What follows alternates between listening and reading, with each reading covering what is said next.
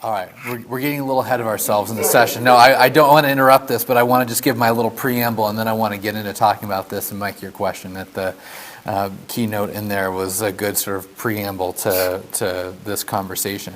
So what I'm interested in doing is talking about narrative, and specifically using narrative as a data for understanding student success. As I think about the students that I have at Western Connecticut State University, and my name is Jay Brower, by the way. I'm an associate professor in the Department of Communication and Media Arts there. When I think about my students, they don't follow the kind of path that I followed when I was an undergrad. I was a traditional aged undergrad. I took college prep courses when I was in high school. I knew that my family was in support of me, had the financial resources to fund my college education. I went to school in California when the tuition was about $1,000. Tuition and fees were about $1,000 a semester. And in addition to that, I had a clear path of what I wanted to major in, and I completed in 4 years, no problem. But the students that I tend to encounter as I advise them have transferred from a community college, oftentimes a smattering of credits, started off in one major and then transferred to another, and have sort of kind of rolled down the hill to my major, and we're happy to have them. Those students are often some of our most productive students. But listening to their stories and understanding how they've gotten to where they are when they come to me to see me for advising is much different than the kind of narrative we get about student success. So your comment earlier about performance-based outcomes certainly puts us in this model, puts us in this model of thinking that is, and I heard this in a presentation earlier today, almost like a public health kind of model of research about student success. And public health is very much oriented around the idea of epidemiology, to see how a disease or violence or whatever spreads throughout a community. And so using language, and as somebody who studies communication and rhetoric in specific, I feel like I'm hyper aware of the language people use to describe their reality. And I'll just pick on one little small expression that our speaker used, is talking about the intake experience. To me, that is indicative of a medical kind of model. You're intaking someone into a treatment experience.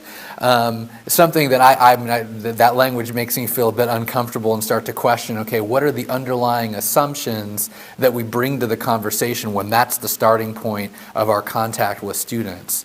And so, the traditional model, I would say, of student success is one in which the students begin with an often inflated high school GPA. They've taken AP credits, let's say, and have somehow magically got a GPA above 4.0. They have a high range SAT or ACT score, have done a bunch of extracurricular stuff. They continue on through the experience with few, if any, financial concerns, no family demands for emotional, physical, financial support, no significant work demands, and then they finish their degrees with an efficiently developed schedule of courses, often concluding in 4 years, few, if any, credits beyond the now 120 credit level, and a clear sense of their employment prospects from sort of the beginning, more or less, of their undergraduate career, and then, of course, that develops on through, but some clear sense that they can get a job and what that job might be. The student experience that I hear from my students is more often one, and I don't want to phrase this in terms of deficits, but rather of complexities. They have complex financial circumstances. They're self-funding their educations. They're funding their family needs, and that's both their parent siblings and then also dependent spouses, children, and stress over the cost of college. They also have complex work circumstances. Often my students are working 20 hours a week. I had one student who was a full-time student working 55 hours a week at 2 different jobs. And these are constantly changing work circumstances, often shift work, where they have to manipulate their schedule of courses around the demands of their jobs. And then also family circumstances. Many of my students reside at home and provide active support for their family. They care for them in terms of their physical needs. There are expectations about their presence in terms of tending to siblings and being around in those kinds of moments when college students in the traditional model are going to a sporting event or hanging out with friends or doing something else that's important to the development of their social life. And then these complex circumstances often produce complex goals. Time towards completion shifts. Course loads change from part-time to full-time to sometimes then the student who wants to take 22 credits in a semester kind of thing. As do their goals and understanding of what their post-degree life is going to be like, what kind of work that they want to seek out. And so given these complexities and given the ways in which they challenge that traditional model of student success, which I think is the one that predominates, this idea again of moving through in 4 years with an efficiently designed schedule, et cetera, I think that to understand student success in the context of the CSCU system, that we need to attend to narrative. And let me just say a couple things about my presumption about what narrative inquiry is coming from my disciplinary background.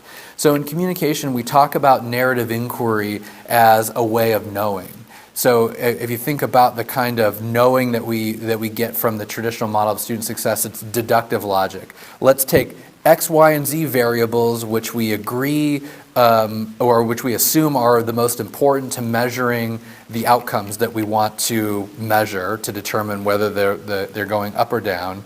And then we enact that research process and then come up with an answer. We're doing the same, better, or worse.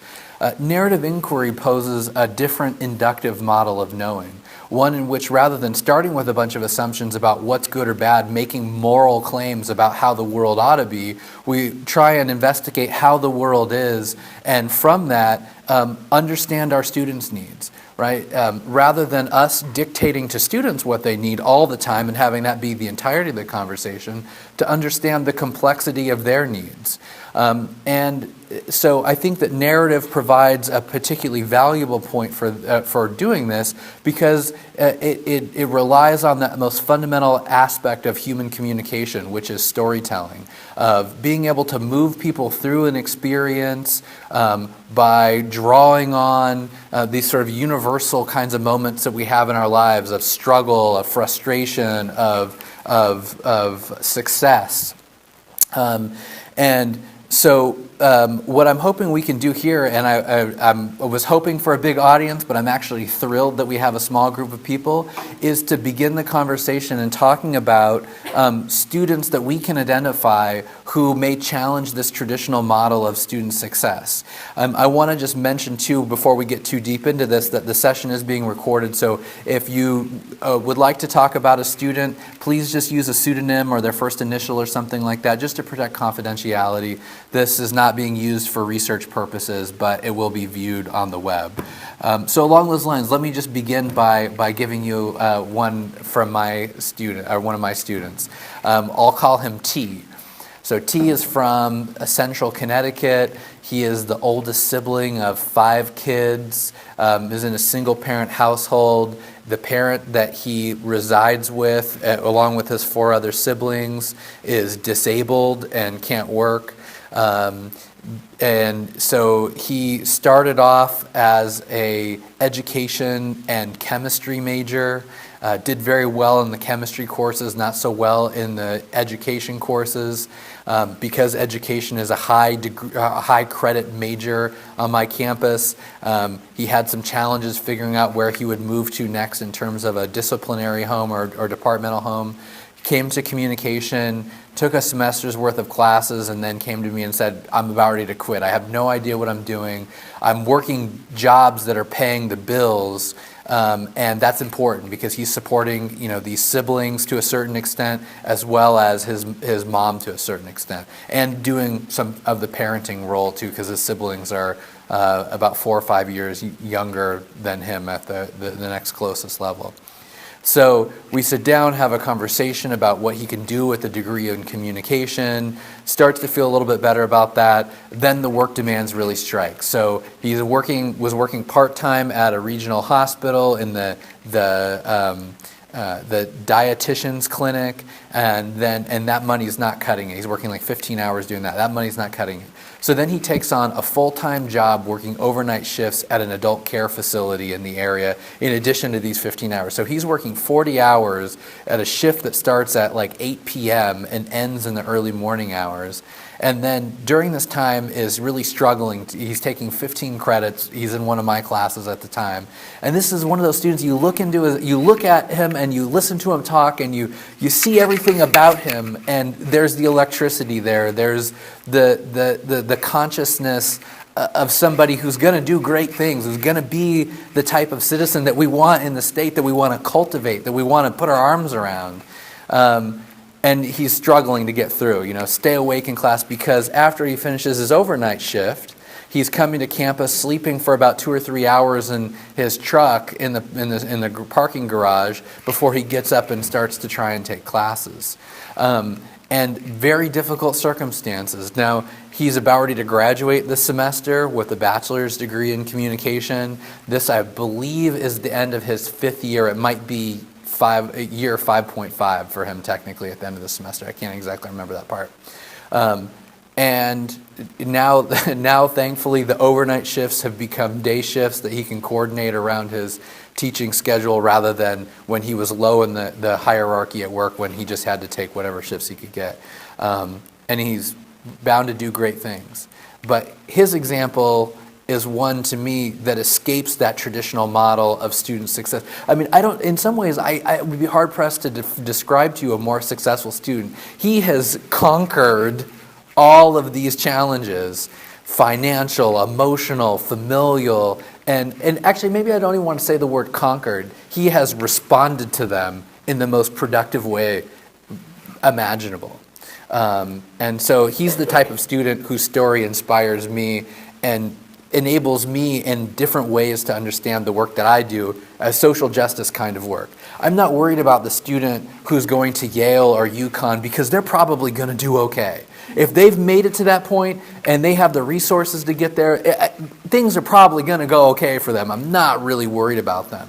I am worried about the students who come to me with, without some of the resources or background or skills, and who don't fit that model of success and are likely to kind of get sifted out as that grid kind of gets imposed on our students. And, you don't fit here. And it happens in micro ways. It's not, you're not done in 4 years, we're kicking you out. But all those little ways that you don't fit into the story of the traditional undergraduate student completing in X time and responding in X ways to the demands. So that's my contribution.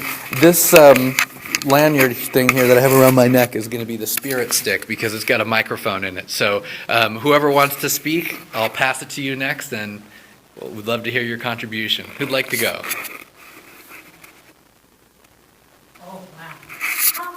Thank you very much. I am totally non-traditional. My students are all non-trads.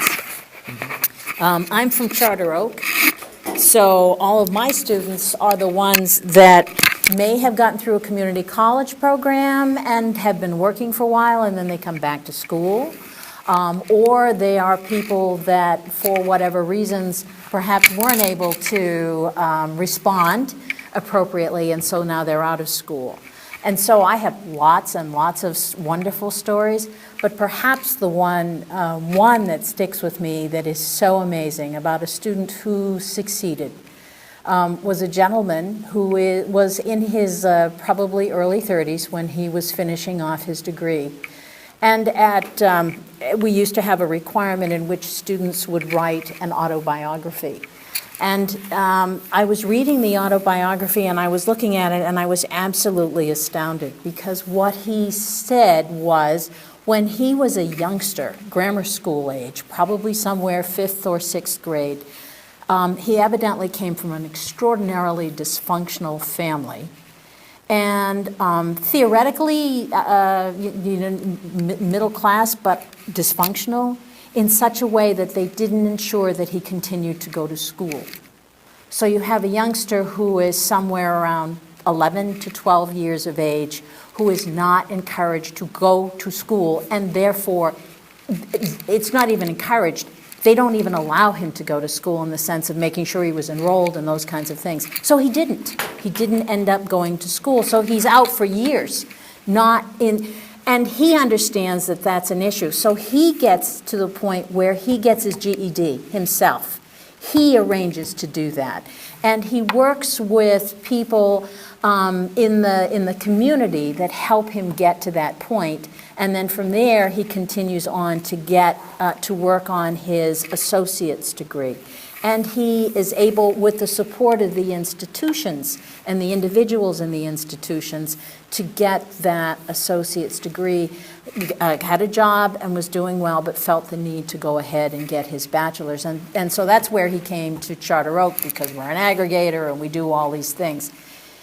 And it was absolutely, there was real bitterness on the part of this individual as to his family that evidently thought he was disposable in so many ways.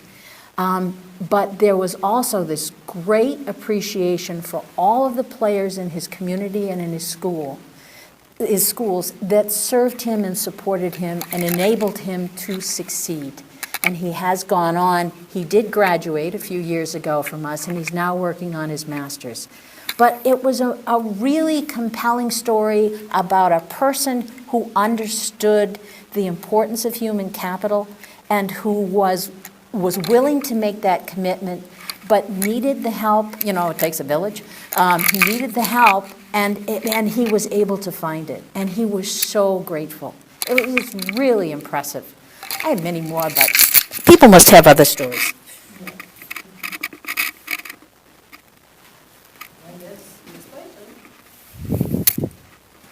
I am financial aid director at Housatonic Community College. And I hear lots of stories from students who, for whatever reason, cannot get their financial information, their parents' financial information. Or they're not doing well in school and are no longer eligible for financial aid, and they are doing an appeal. And I remember, or if they want to withdraw, and we have a process. If you want to withdraw, come and speak with us. So I had this young, 30-something compared to me, woman, and she says, I just can't do it anymore. I can't, I'm withdrawing. I've had it. There's too much going on. So I said, okay, let's talk about it. And she said, I said, well, you need, I'm trying to encourage her to stay. And she says, she looks at me, and of course, I'm the director, she's a student. She says, what would you know about hardship? And I said, okay, let me tell you my story. So I explained to her that I am immigrant. My family, my parents came here with me with $5 in our pockets. I came from Poland, and each of us was allowed to bring $5 or $5 out of the country. So we started with $15 when we came here. Yes, my mom had her sister here, so they helped us. But we started out working. My parents started out working in a factory, and I worked 1 year also. But there, I had my parents' support. They wanted me to go to school and get an education. Well, so I went through high school, then I got married. So that's not what my parents had in mind for me, but that's what happened. So I had 3 children. Then I was divorced. So here I am, a single mom, trying to support 3 children and try to give them the best life I could. So I decided to get my education. I came to Housatonic Community College. I was non-traditional student, taking 9 credits each semester.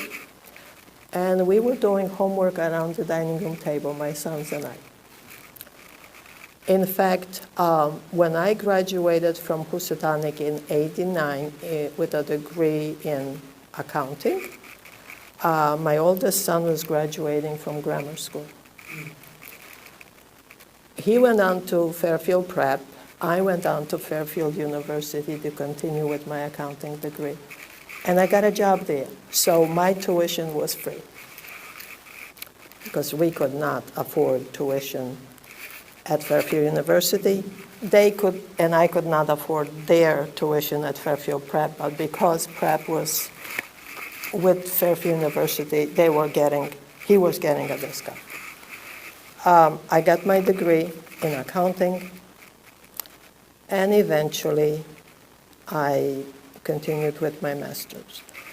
What I was trying to tell this young lady, that even though she had a family to support, if you really want it, if you really try hard enough, you could do it. Don't drop out, take classes, talk to your professor. Maybe they could help you. Maybe you could get some tutoring if you're not doing well. Go see counselors. They will be able to help you along as long as you reach out to them and tell your story. So that's what she did.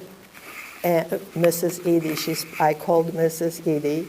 She was our counselor, and she was a wonderful counselor. And I told Mrs. Edie the story that the student wants to withdraw. She had maybe like 20 credits, and I felt that maybe she was overwhelmed with her family situation, but we all get overwhelmed. And I thought that maybe she could work through it. So Mrs. Edie, the counselor, took her under her wing. She did fine. She didn't withdraw. She continued on. I'm sure it wasn't easy. It isn't easy. But if you really want it, you will do it, and you will become successful. So in her mind, when she started with me, she thought, well, I would never understand, what do I know? I'm sitting behind the desk, I'm director of financial aid, but I had to explain to her that it wasn't easy. It was hard, but if you really wanted, you could achieve it. That's an interesting way of using narrative as a kind of motivational, relational. Well, because when she said, what do you know about being poor, about having to struggle, I wanted her to know, and I told her my story, because I wanted her to know that I understand, and I'm here to help and take her or point her in the right direction to speak to someone who could help her. So that's my story, and hers.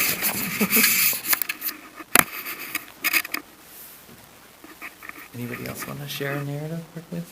Yeah.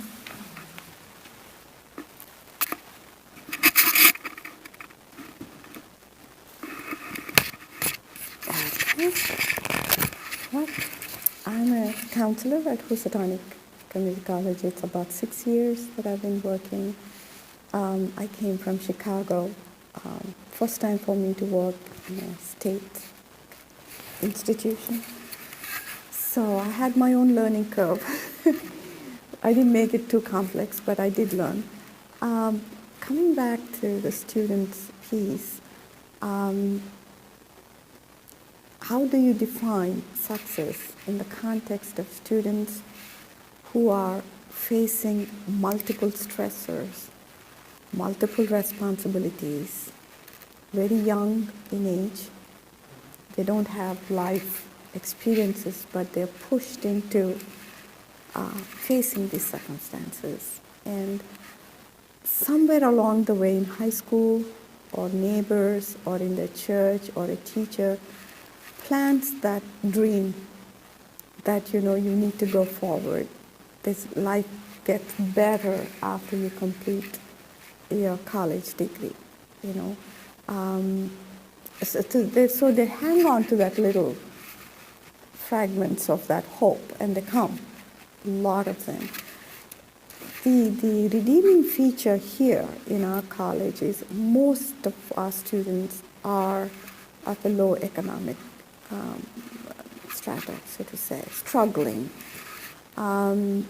Diversity is there. We have international students. We have students, ESL students. We have non-traditional students for some reason they've been skilled laborers for a long time, and then suddenly they want to improve their lives. So college degree is the way. It's like you said, it's like a social justice component to it, equal opportunity. And so our students fall on a wide spectrum in terms of traditional and non-traditional. Oldest student here comes in the summers, sometimes in the fall and spring, 60 above, and the youngest could be, taking some college classes while they're finishing their high school. But very difficult circumstances, economically also. How should I define success to them? Should they define success? That becomes a conversation. Don't like to impose upon them, except to the point of orienting them what higher education is all about, and what to expect, what are the challenges, and what are the benefits, which is, they will find students of their own age facing same issues.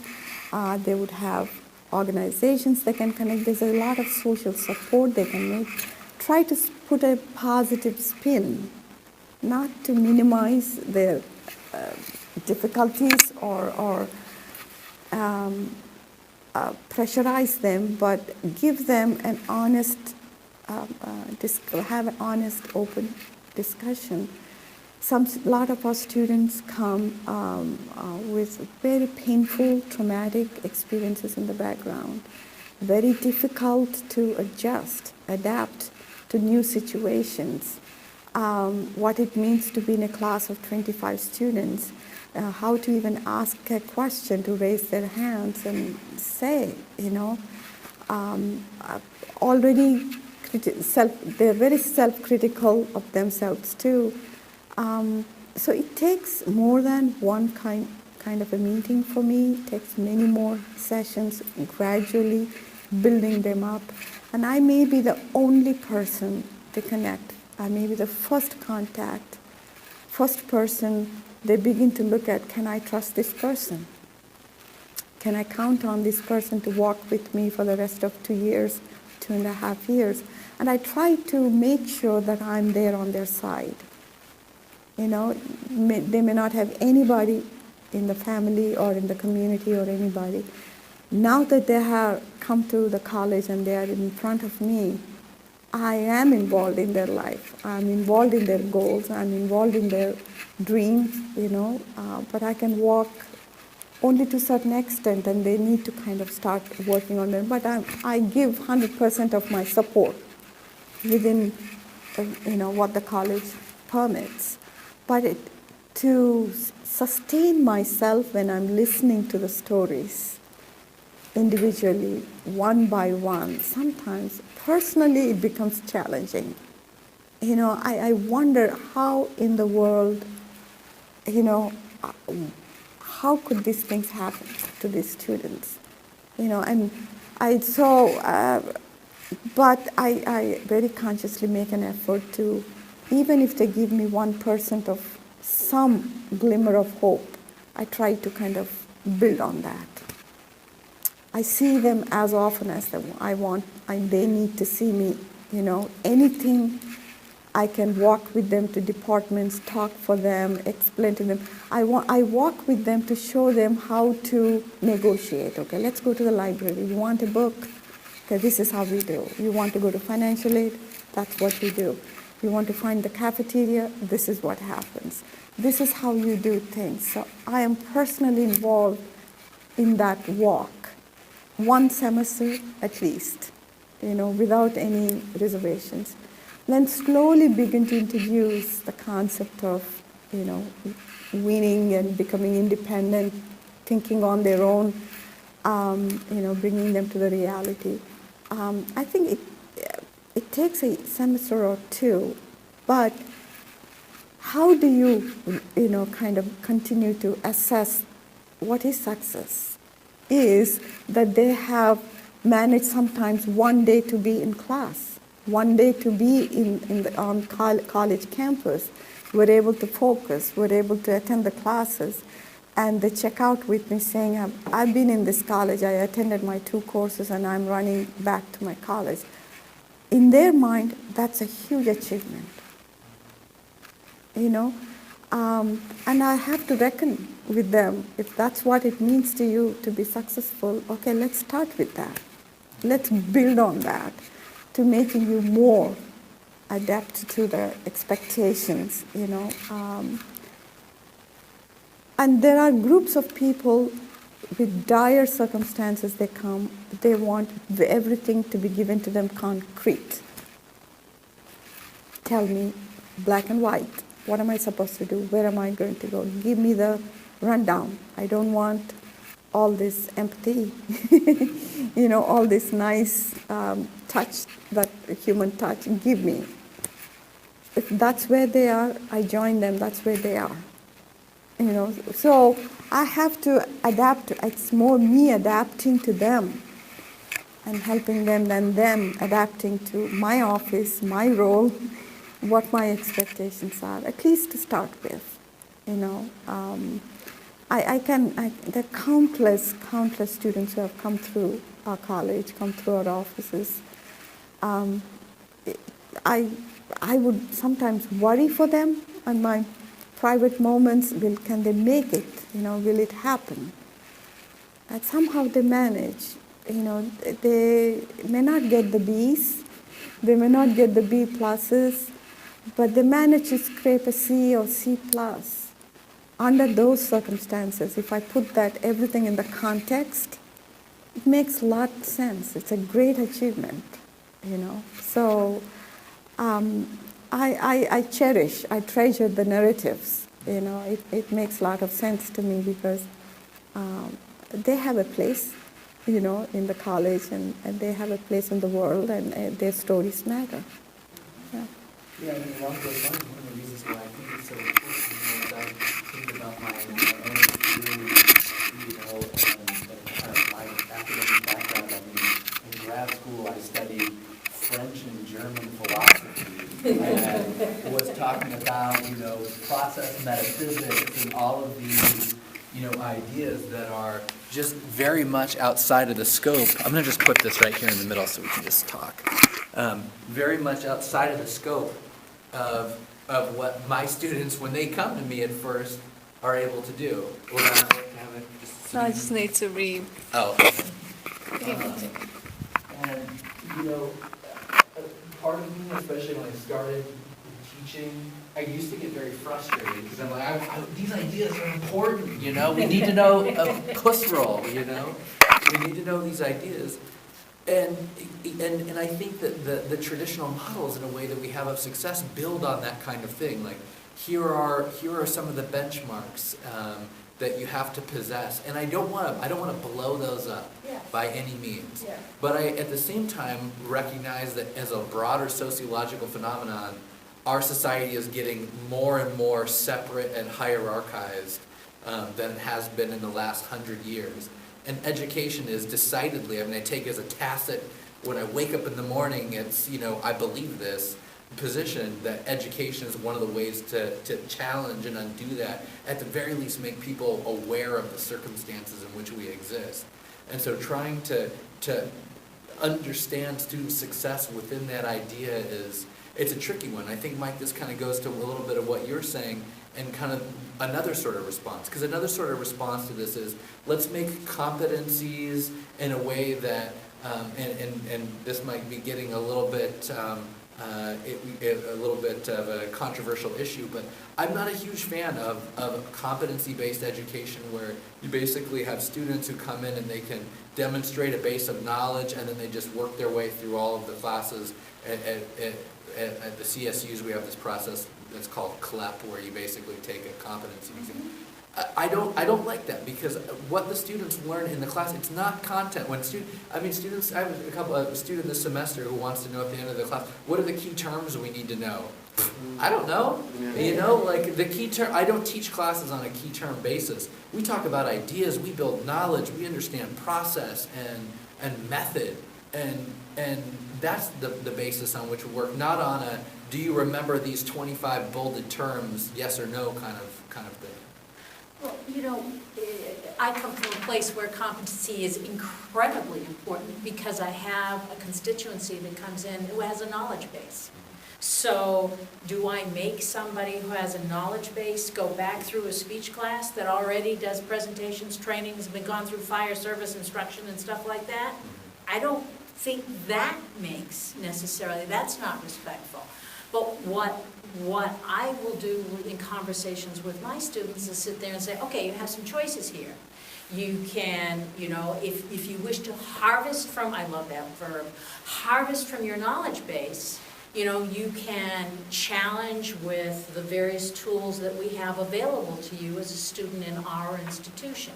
You can demonstrate your knowledge or proficiency through exams or through prior learning or those types of things. Do you speak a language? Do you come from another country so that you've already gotten your citizenship and so therefore you know more about U.S. history than I do? No, seriously, Yeah, I know. These are all alternatives that we can capitalize on and help people leapfrog over things, not because we disrespect the guided tour that you get from an instructor-led education, but because there's a certain amount of time exigency for these people. There's an urgency for these folks. They are working. They are running homes and things like that.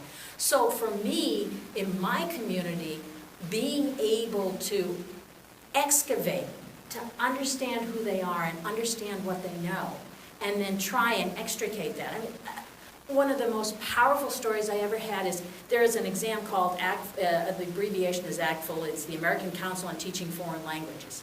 And you can have a conversation, a 45-minute conversation, and you can be assessed on your command of the language. This is fabulous. I had people, Urdu, those kinds of things, 17, 20 credits. Come on, when you're trying to get out, great. There was a gentleman who came from, I think it was Kosovo. And I said, this language, and I apologize, it was Bosnian or something like that, you could earn a whole bunch of credits to this. His whole life had been destroyed because they have two, basically, nationalities. And he said, I will never earn credit for speaking that language. I want them to have no share at all in my degree.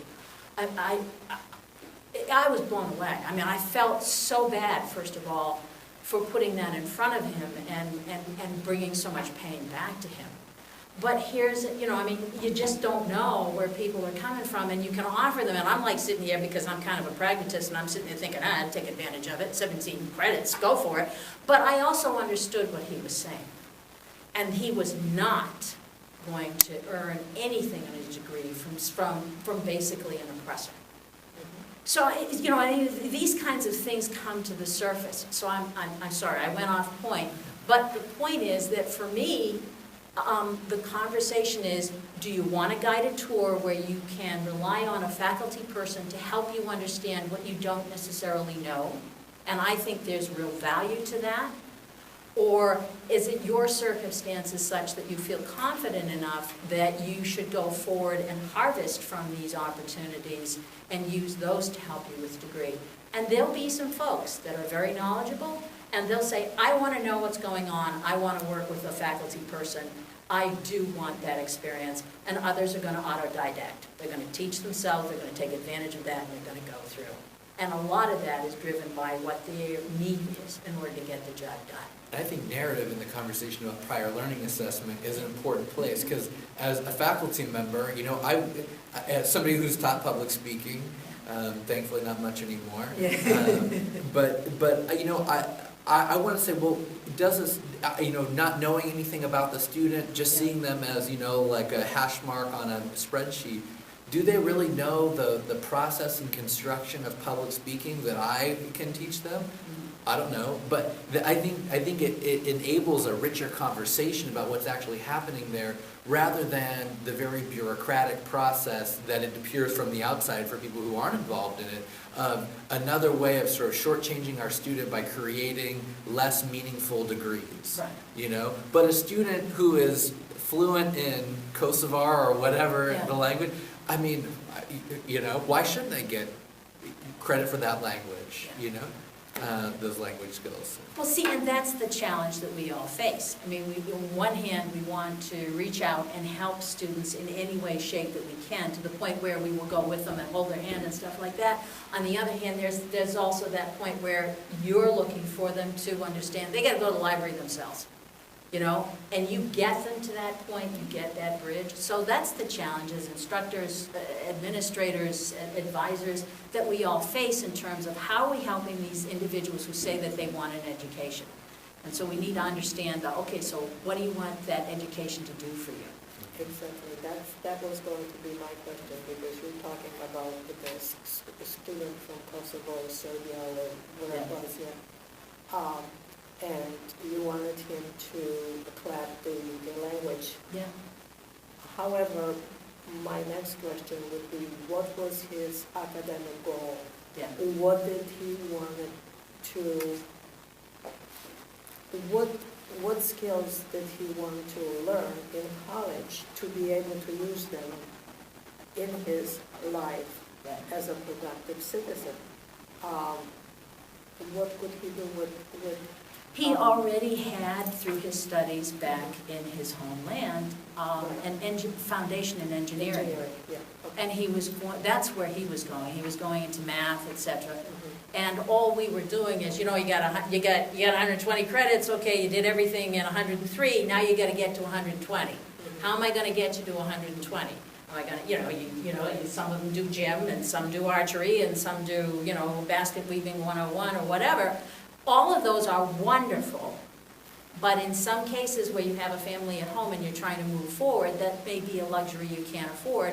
If I can get you 17 credits from a conversation, and of course that makes me sound like sometimes I sound like a used car salesman, but it's not meant disrespectfully. Right. I was just going to say a couple of things. One, I think this conversation is really good because we're talking about advising, which I think, the big problem in our system is, all of us may have stories or no stories, but, how do you know them, right? If you're in an advising or counseling capacity, right, you hear these stories. But if I work in student activities, I hear stories randomly, right, in the middle of, a volunteer event. I don't, and so, thinking about these things at intake, if you want to call it that, how do you get these stories at a moment when they're actually useful and helpful, as opposed to when they're thrown in your class and they're failing, and now you have to figure out how to get them after they've been there for 3 years struggling, so that's one thing. And then just to your point you made, we were talking earlier about, the Yaleys. I'm actually a Yale PhD candidate who works in the system part-time. I'm not worried about you. No, you should It's be. not at all. You should be, though. I think that there are many of the same issues, and I think they come off in those settings, right? They don't come off as, we don't get those narratives, right, when we get as students who go to go see a counselor about mental health and anxiety, right? But it may be because they're struggling with a whole, the same sort of issues that many of our community college students suffer from or are faced with, but that they can't say to their advisors because of the shame factor, right? That we look down upon if you go and say, my home life is a mess. I don't have the support that you presume that I have, right? I don't have the financial resources that you assume that I have. And I think that is also what creates some of the differences. So just as a PhD student, one of the things that I struggled with was advising, right? Having places, during my 4th year, I was writing my perspectives. My life fell apart. I got hit by a car walking across the street. And people in my community were just like, so you have that perspective? Exactly. And then over time, it's like, okay, now you're still struggling. So there is a shame factor, and there aren't places in a lot of institutions all across the country to actually figure out what students need, what they're going through, and how we can walk them through those things. And I don't know how to do that in our system because we don't have the resources. At Yale, they have the resources and they just don't care. But at least in our system, I think we don't. It's a resource problem as much as it is about the narrative, because I'm very interested, and everyone I know at my community college is interested in what our students go through. But do you have the time to figure out and then to do something about it if you work So 20 hours per week and half of it is spent filling out bureaucratic forms? you're You in know? Housatonic No, I'm at Gateway. Gateway, and what do you, what's your position there? I work part-time in the Student Activities Office coordinating volunteer opportunities. Okay, so you're not involved in the helping, in the counseling, or? No, but I you're know just that one of seeing our what's going students' on. persistent concerns is that they don't get, not even talking about like narrative-based advising, they don't get like, here are the classes you should take advising. So then to think about having someone actually talk to them about what kind of goals they have, what they're looking to do in a consistent way, that just doesn't seem like it's something that's on the radar, because you just can't find the resources Yeah.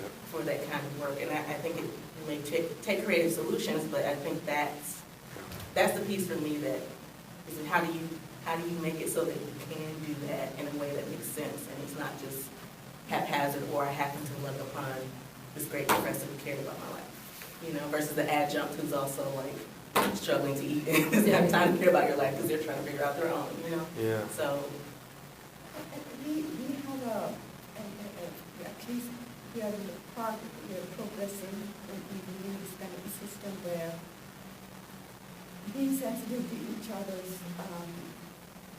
strengths and abilities and all that, the faculty members, that's their first contact in the class, is the student and the faculty instructor.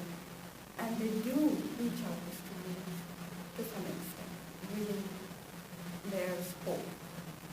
And beyond that, they give us a call.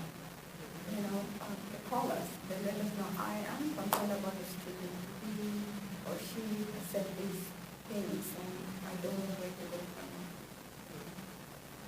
Sometimes on their own, they tell us, I'm willing to work around any kind of adjustments, time-wise, assignments-wise, to accommodate all these things.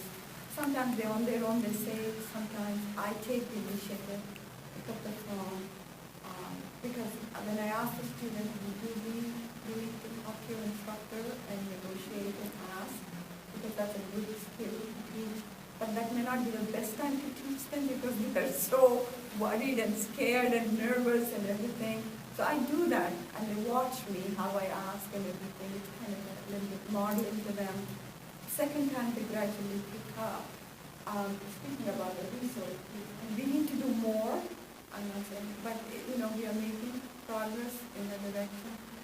Individually, as a counselor, since that's I appreciate a student who's trying to come through our doors. That itself is a huge statement. I don't like to miss that. I'm in it, okay. If I don't know, I will knock on the doors, I'll get you the answer, I'll walk with you. I'll make sure that you walk out feeling that you have accomplished something. And it only gets better. If it gets rough, we are here, come back and reconnect. And do a follow-up sometimes. They don't come back to us. Yeah. It's not that they come back. Whether I'm required to do it, whether I'm being absolutely professional, that playing the professional role, I tend to take that hat off.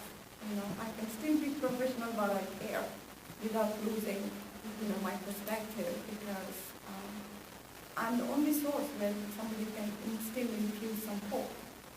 And if I don't do my job well, what am I? So it's a short-term, sometimes it's a long-term involvement, sometimes it's a short-term involvement. But there's no way around it.